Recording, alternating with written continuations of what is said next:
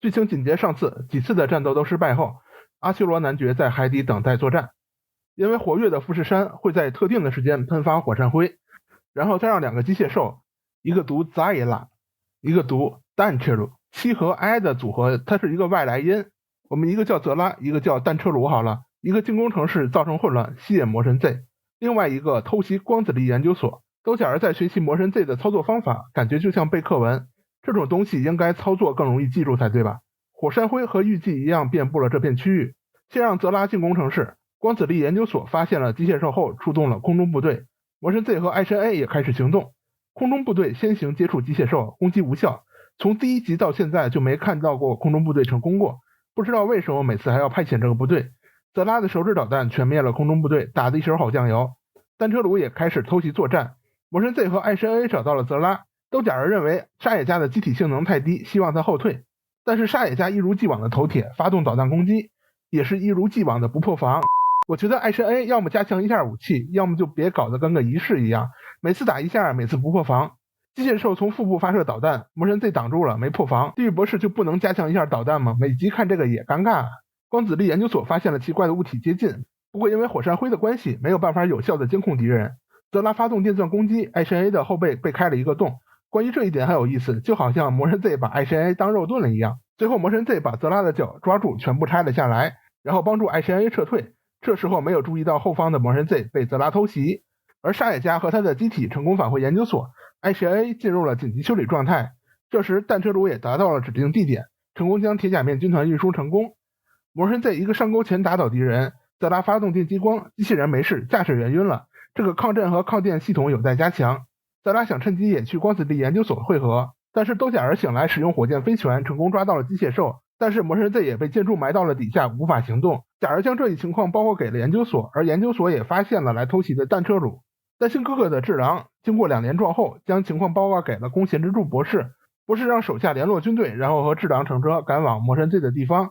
成功赶到后，指挥假儿操作魔神 Z 挣脱出了废墟。魔神 Z 脱困，一招光子力射线，一招腐蚀飓风秒掉了机械兽。军队的坦克也找到了弹车鲁，开始炮击。铁甲面的军团干掉不少，但是弹车鲁毫发无伤。坦克部队被灭掉，沙野家赶到，爱神 A 发射导弹被液体酸素消灭。弹车鲁连续液体酸素攻击，爱神 A 全部闪避。爱神 A 和弹车鲁肉搏，但是力量不够，爱神 A 平地摔，沙野家昏迷。关键的时候，魔神 Z 赶到，干掉了液体酸素的发射器。弹车鲁被魔神 Z 摔倒在地，用脚发动了电击。沙野家躺枪，这也太惨了。魔神 Z 发动了光子力射线和腐蚀飓风，秒掉了机械兽。假儿救出了沙野家，再次恢复了和平。上次战斗的数日后，城镇中出现了机械兽，大肆破坏。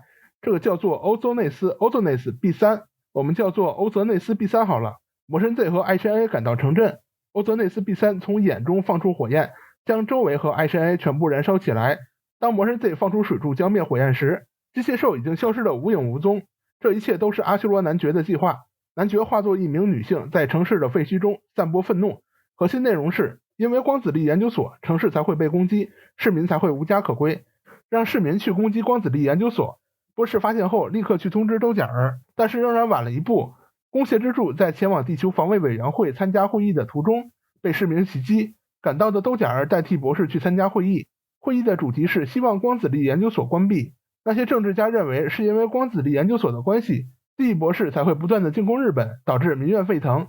离开了会议室的都假儿遇到了阿修罗男爵，男爵嘲讽了一通后立刻消失。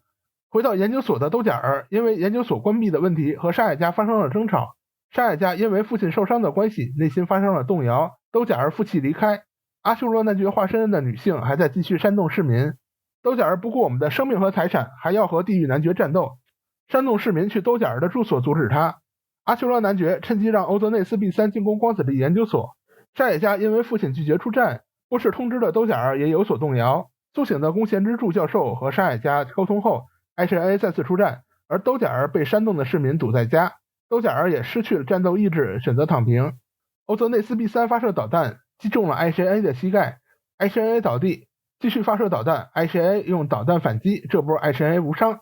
欧泽内斯 B3 的一部分脸被打烂，这也是爱神 A 在前7集第一次能够对敌方机械兽造成伤害，这次偷工减料了吧，地狱博士。智郎劝说都假儿战斗，并说出都假儿躺平是没有勇气，如果坚定自己的信念，就不会被他人影响，如果现在放弃，父母和祖父的牺牲就没了意义。兜甲儿重新走向打工之路，用爱发电，不管有没有3连，魔神 Z 出击，这边爱神 A 最终还是被打倒在地，欧泽内斯 B3 发射溶解液，爱神 A 一通闪避，最后没有闪到，被打断双腿，爱神 A 还是难逃美籍大修的命运。在爱神 A 差点被爆头的时候，魔神 Z 赶到，欧泽内斯 B3 对魔神 Z 的攻击全部躲过。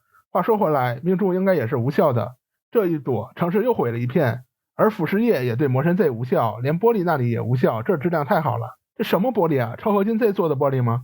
经过一通肉搏，欧泽内斯 B3 也被断腿和爆头，然后一发胸部火焰成功消灭。阿修罗男爵又失败了，兜甲儿和沙野家也重新和好。上次战斗的几日后，波士和小伙伴在飙车后休息在了一个雕像上，这个雕像以前就修建在这座城市，叫做大魔神。地狱博士根据这个雕像制造了一个机械兽替换了过去，机械兽阿布多拉，读音阿布都拉 U6。在晚上，机械兽就会动起来，让城市化为火海。路上碰到了沙野家，说明了情况，而地狱博士也发现了爱谁 A 的靠近，立刻让机械兽恢复了原状。博士一会儿认为自己可能看到了幻觉，阿修罗男爵计划大成功。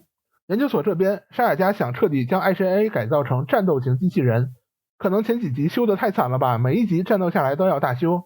学校不是想要和兜甲儿商量昨晚火灾机械兽的事情，但是因为爱神 A 的改造问题，甲儿急着回研究所被无视，改造会议最终以宫贤之助博士和兜甲儿反对，改造票数比不过反对票数，最终决定不进行改造。甲儿的反对理由是战场有女孩子他接受不了，大男子主义满满。不过这考虑到漫画是1972年画的，考虑日本当时的社会形态问题，别喷 UP 啊，不是我画的。会议后，兜甲儿和沙野家发生了争吵，沙野家把上一集那一巴掌还了回来。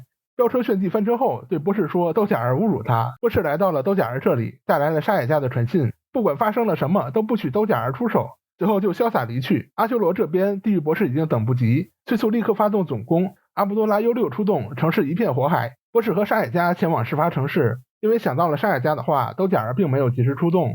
波士因为火海无法继续跟随沙野家，随后向兜甲儿求援。魔神 Z 出击，爱神 A 也找到了机械兽，机械兽先攻，眼中射出激光射线，沙野家打出闪，沙野家用2发导弹击毁了机械兽的双眼。沙野家冲了上去，加油爱神 A， 机械兽一记直拳，沙野家被打倒。阿布多拉 U6 身上的针能够通过黑科技感受到敌人的方位，把爱神 A 打倒后，魔神 Z 赶到了战斗现场，但是阿布多拉 U6 已经开始撤退，这波阿修罗的战术实在看不懂。魔神 Z 追了上去，在海边和阿布多拉 U6 来了一场肉搏大战，最后扑到了机械兽上，一个贴身的胸部火焰，阿布多拉 U6 被毁灭，伪装成海上小岛的海底要塞立刻撤退。但是兜甲儿已经注意到了这个奇怪的现象，兜甲儿和沙野家也再次和好。动画片没播几集，2天一吵，3天一闹，最后沙野家和兜甲儿向波士道歉，如果能早一点听从波士的话，调查大魔神的雕像，损害可能就会减少也说不定。阿修罗男爵也是老样子，被地狱博士怒喷。本期视频就到这里，感谢大家收看，我们下期再见，大家拜拜。